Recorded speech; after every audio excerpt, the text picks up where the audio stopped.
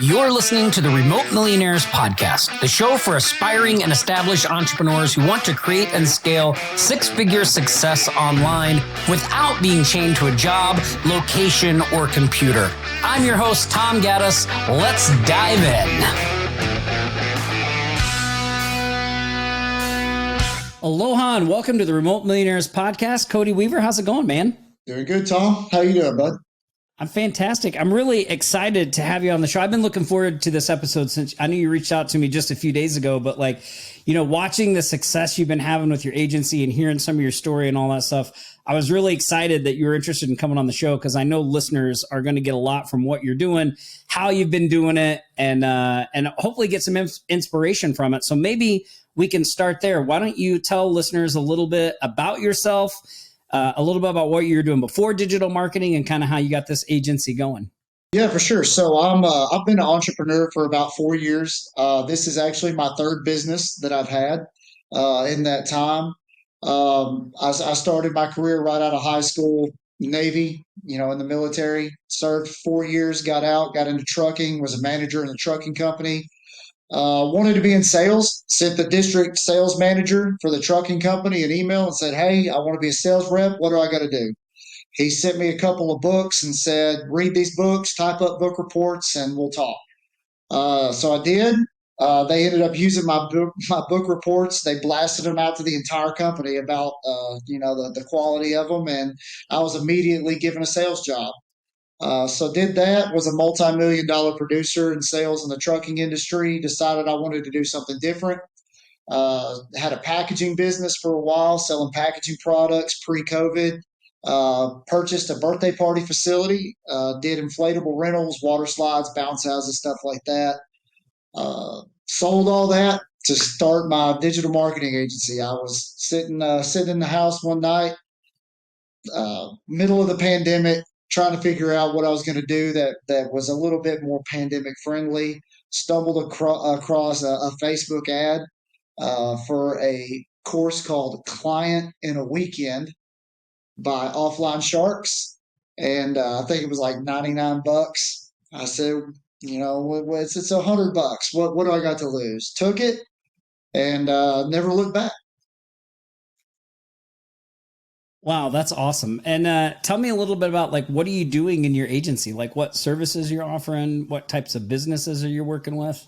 Yeah, so we are a full service. We're a full service agency. I started with, and I'll be honest, I took the client in the weekend, which is more about how to get the clients more than fulfillment. So I had to kind of learn the fulfillment side on my own. So I found the Google Digital Garage course to get certified in digital marketing fundamentals by Google. So I took that course. Just started watching YouTube videos on how to build websites. So we started with search engine optimization and websites, and then I just kind of kept learning more and more, self-teaching about how to do everything. So we do social media, we do content creation, we do Facebook ads, Google PPC ads, web design. We do geofencing. We have a company that we partner with to do OTT videos and YouTube ads and things like that. So we are a full service agency. We're not niche specific. My very first client I picked up was a family attorney. We now work with anybody. We have plumbers, electricians, family attorneys. Our biggest niche that we work in is real estate. We have a couple of real estate agencies that we work in.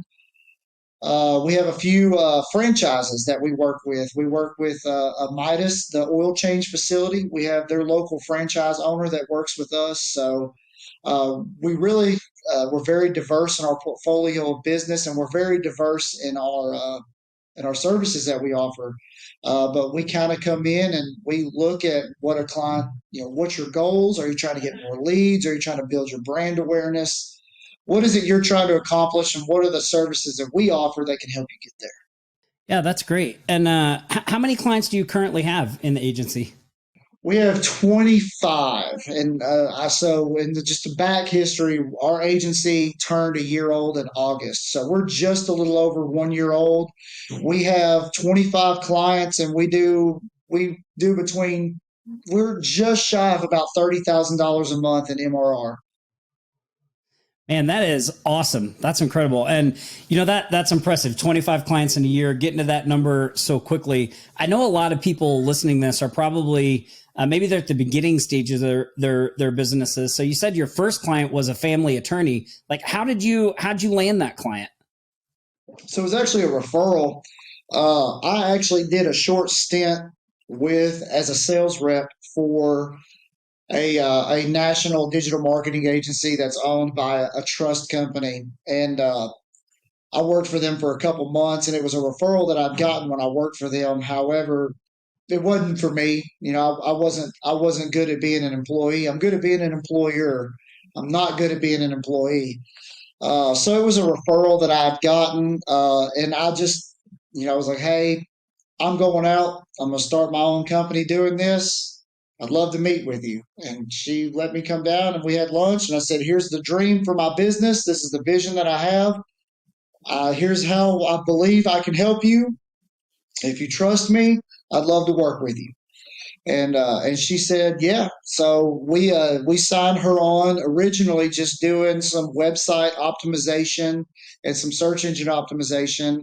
We signed her up at $800 a month, and now we've grown and expanded with her to where she's about a $2,000 a month client now. That's fantastic. I love what you said there. Like you just went in and you're authentic, right? You're like, look, I've got this new business, but this is what I'm trying to do with it. This is what I'm looking to do. This is how I think I can help you. And if that sounds good to you, let's work together. Right. I love that. That's great.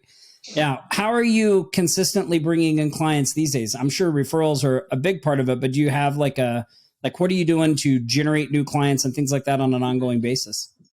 So, what's really unique about us is we actually don't do really any sales. Almost everything that we do is marketing. I mean, we do a lot of marketing. We're on social media constantly talking about what we do for clients.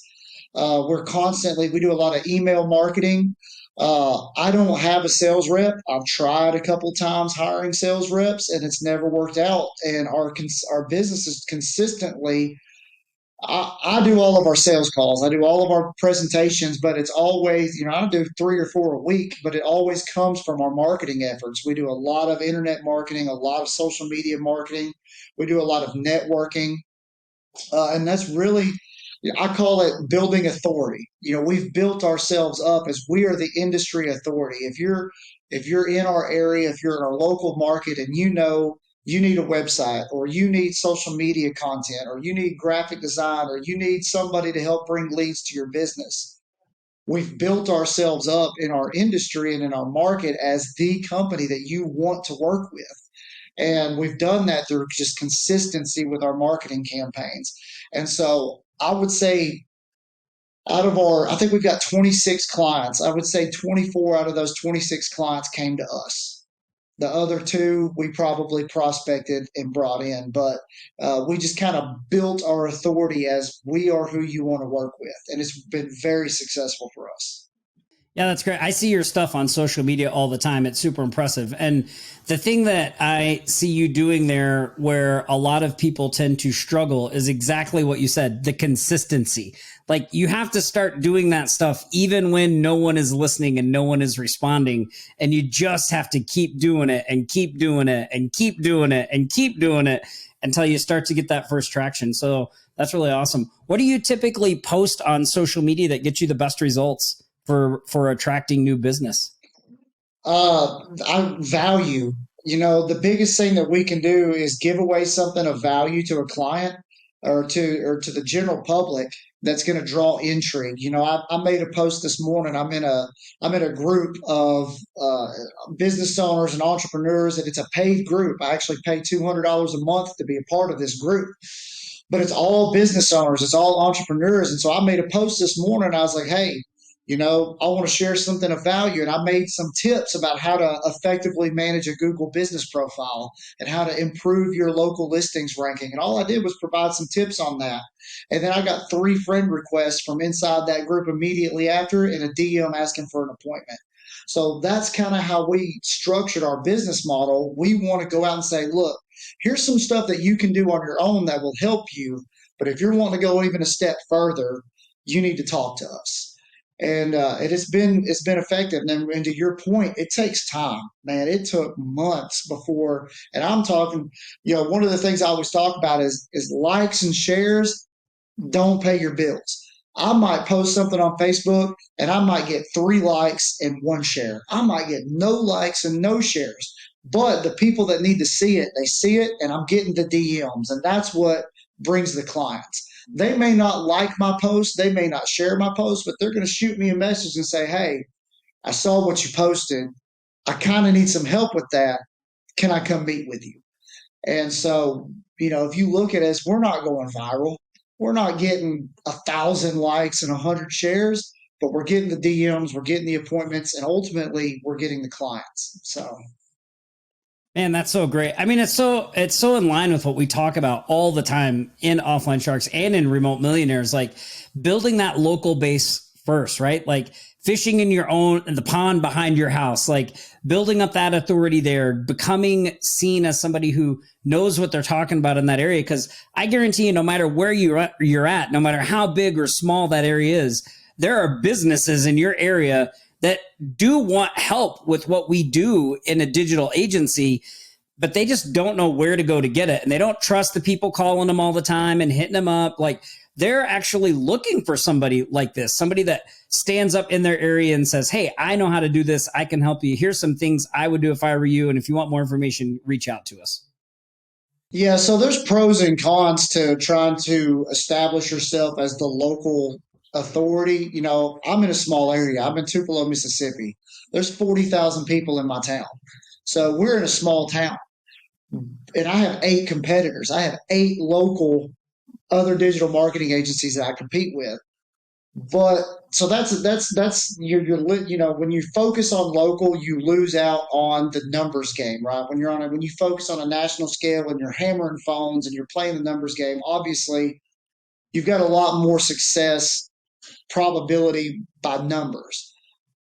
But the way that we approached it is if we can start with a strong foundation, build up a really good reputation locally, build up a good client base locally, we have a really strong foundation to build off of when we decide that we're ready to move into the national, scene as a national company.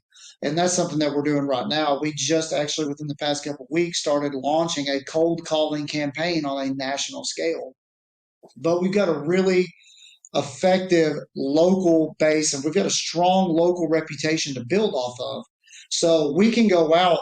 One of the best things, one of the things that I always say is when you're trying to sell a service or a product, I've been in sales a long time and I've done a lot of money in sales. And the one thing I've always said is you got to break through 3 levels of trust when you're trying to sell to somebody. They have to trust you, they have to trust your product, and they have to trust your company. So it's a lot easier to break through those barriers of trust with a positive reputation. If you're going out and you say, "Okay, I want to sell this service to you," but you don't really have people that are in your corner saying, "You should trust this guy, you should trust this company, you should trust the service, you should trust this product," it's a lot harder to break through that sale. This was just our business model and it's worked for us. So now we're going out and we're saying, "Look, we've got these 25 clients. We have a 94% retention rate. In the year and 2 months that we've been in business, I've lost 2 clients. One of them I fired because he would get drunk in the middle of the night and send me harassing emails that were just incoherent, sending me screenshots of Google numbers asking me why this Facebook graph says what it says." So we've technically lost 1 client in a year. And in digital marketing, client retention is everything. Other than the lifetime value of your client, your retention is the most important part of your business. So the fact that we've built that as a local industry authority, now we have such a strong foundation of marketing materials to go out and launch on a national scale that it's much more enticing for them versus somebody just calling and saying, "Hey, I'd like to do SEO for you." When I'm calling on you, I can say, "Hey, you're a family law firm. Let me send you a video testimonial of how I have changed this local law firm's life in my market." And it just gives us a lot more power. Yeah, I mean, that's so key there. And what you're really talking about there too is another thing we talk a lot about in our community, and that is when you start local like that, it gives you the foundation to be able to expand nationally much more easily. You know, even Facebook started at, they freaking started at Harvard, one college, hardly, just a few thousand people. And when they expanded, they didn't go to all colleges. They went to other Ivy League colleges, and then they went to all colleges. And then there's a natural progression of growth. And I think a lot of people try to skip that step and just go to the end goal. And there's a lot of steps in between that you have to hit along the way. And it's awesome to see you guys doing that and how you're doing that as well. One thing I want to know, you said you've kind of, and all of this has been self-taught, right? Like you've been learning all this thing through YouTube videos, various things like that. How have you handled the fulfillment side of things? Have you built your team out locally? Do you use people overseas? Like how do you do that? So no, we don't outsource anything. Everything is done in house. Oh, And everything's in-house. yeah, Great. and the reasoning behind that was, I'm not going to name drop or anything, but the company that I worked for as a sales rep, my short stint working with them, the client onboarding process was just chaos. As a sales rep, I would show up with a laptop, open my laptop, another person would Zoom call in, do the sales pitch where I would just piggyback off of this person. When it was over, if the customer said, yeah, let's do it, I had to hang up on the laptop, get my phone out, call somebody overseas to do and it was so muddy. And anytime a client needed help with something, their structure was set up so that the client had to do a support ticket to a company overseas. And I was like, what I want to do, and there's nothing wrong with outsourcing, especially from a profit standpoint. I'll tell you this, I will lay this flat out. I would make a lot more money personally if I did outsource and use some services overseas. And there's a lot of good ones overseas, but that wasn't what I wanted. I wanted something local. I wanted something in house, something I was going to do the fulfillment, or I was going to have somebody local that could do the fulfillment, because customer service is everything to me. And I wanted to be able to provide a level of customer service that my local, because keeping in mind, I'm a local, that's my niche, is the local expert. So I've got all this local competition. My business model was to kill them with customer service. I wanted to be the number one customer service company that you could go to for digital marketing, and then piggyback off of that with expert digital marketing. So anyway, I say all that to say this. I started fulfillment in house. I started learning through the offline Shark courses, and through HubSpot, and through Google Digital Garage, and through Microsoft's free trainings, and through YouTube. I just started learning this stuff.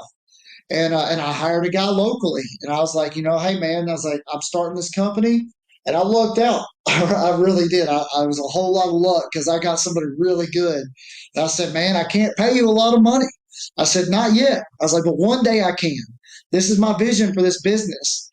And he answered an ad on Facebook. I used the offline Sharks. Man, I don't think it was Client in the Weekend. It was another course that I got a script of exactly what to post on Facebook for a job post. And I used that and I posted it. And I was like, man, I can't pay you a lot of money right now. I was like, but my vision for this company is big. And one day I'll be able to pay you a lot of money if you just buy in and do this with me. And he's like, I'm in. So I learned everything first. And then I trained Danny, who's my operations manager. And then I have Miss Laura, who works for me now. She's our customer service manager. So I learned everything. I learned what tools to use, trained them to do all the fulfillment. Everything is fulfilled in-house. Danny and Laura, they do all of our fulfillment. The only thing that I do is I build our paid ad campaigns, but SEO, web design, content, everything like that, they handle. And their offices are right on the other side of this wall. So everything is 100% fulfilled in-house. It costs a lot more money. Your overhead is so much higher when you choose to go that route versus outsourcing. I don't make as much money as I could, but it's just the business model that I chose. I'm not saying it's better or worse. It's just how I wanted my business to be. Yeah, I think that's great. And I mean, you're doing those numbers with a pretty lean team, right? Like, I mean, you don't need a huge team to generate significant income, Right. especially when you focus on the customer service and you have the retention that you're doing. I mean, that's really awesome. One thing I know listeners would love to know is if somebody's listening to this and they're looking to get an agency off the ground, or they're wanting to break into this, maybe they're, maybe they're doing sales at a trucking company and they're like, I want to get out of this and do my own thing. Like, what words of advice would you give to them, like, to do first, or something that they could work on now that would help them get to that point? Yeah. So, I have a couple people that I work with one-on-one that are agency owners, and I'm trying to help them. This is the same thing I tell them. This is the same thing that I'll tell anybody about anything you want to do, because this was the advice given to me, and it has changed my life. Find somebody who is doing what you want to do and lives the life that you want to live, and ask them how much money it would cost to teach you how they got there. Find something, find a mentor, find a course. That's what I did. I found Offline Sharks course for $99, and I took it, and I was like, I'm going to buy this course because I see what's going on. What's the guy's name? It was Paul. Is it Paul James? Paul James. Yeah. Paul James is the one that taught that course. I saw Paul James's video, and then I learned who the Offline Sharks were. I learned who you was. I learned who Nick Ponte, I guess is how you say his last name. I learned who Nick is. And I was like, I want to do that. I want to travel. I want to make money. I want a lifestyle business. And I said, okay, I'm going to pay for this course to learn how to do this. So that's my advice. Pay for Remote Millionaires. Pay for a course through Offline Sharks. Find somebody that inspires you. Find somebody that lives the quality of life that you want to live, that's doing something that you feel like you would enjoy. Buy their course, pay for their coaching. It's worth it. It's worth the investment. If you're not willing to invest in your own quality of life, then you're probably not going to follow through with what it takes to succeed anyway. So that's my advice. Yeah, that's great advice. That's great advice. If you're listening to this, I hope you grabbed a pen and paper, maybe rewind and listen to that and mark that down, because that is really great advice. That's what we've done. Like, we modeled people that were doing what we wanted to do. And that's why we kind of do what we do, so we can do that for other people that are looking to do what we do, right? Like, I feel like we really do have an obligation to help people that want to get to the same place once we get to that place ourselves. So, Cody, man, it's been awesome having you on this episode. Tons of golden nuggets. Really appreciate you being here. Yeah, thanks for having me. I've very, very much enjoyed it. I love chatting with you guys. I love talking to you. I love talking to Nick. I love the Offline Sharks community. So thanks for having me. Yeah. Our pleasure. Our pleasure. And listen, if you enjoyed listening to this episode with Cody and myself, wherever you listen to this podcast, go leave us a review. We'd really appreciate it. And you're going to find links to Cody's agency and information about him on the show notes page of this episode as well, which you can find at remotemillionaires.com/podcast. All right. Until next time, I will see you listeners on the next episode of the Remote Millionaires Podcast. Hey, if what you've heard today on the Remote Millionaires Podcast resonates with you and you want to continue the conversation, then I want to personally invite you to head over to remotemillionaires.com and schedule your free Remote Millionaires business development call. We will analyze your business and show you exactly how to accelerate your results and build a wildly successful business you can run from anywhere. Until next time, Tom Gaddis, signing off.